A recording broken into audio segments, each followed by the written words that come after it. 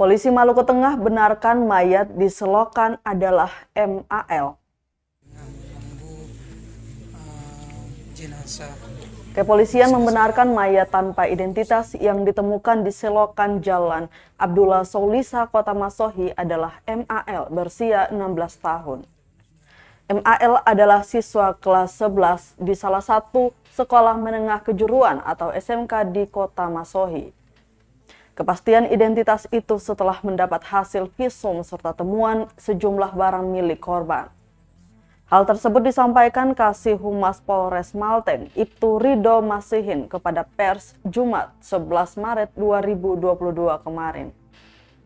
Lanjutnya, pihak keluarga menyetujui dilakukannya visum untuk kepentingan penyelidikan penyebab kematian korban. Sementara itu, barang bukti yang ditemukan polisi di TKP yaitu satu buah ransel berisi beberapa potong pakaian, antara lain kaos putih, kaos bergaris coklat muda, celana pendek motif bunga. Sebelumnya, sesosok mayat perempuan ditemukan dalam keadaan sudah mengeluarkan bau busuk di dalam selokan di kawasan Bundaran Kota Masohi, Maluku Tengah, Rabu 9 Maret 2022.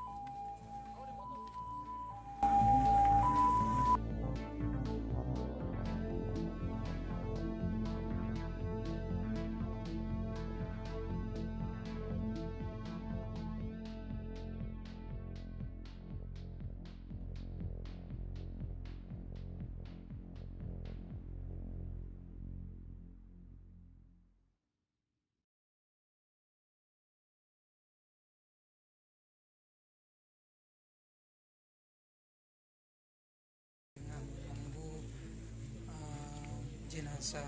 Terima kasih sudah nonton. Jangan lupa like, subscribe, dan share ya.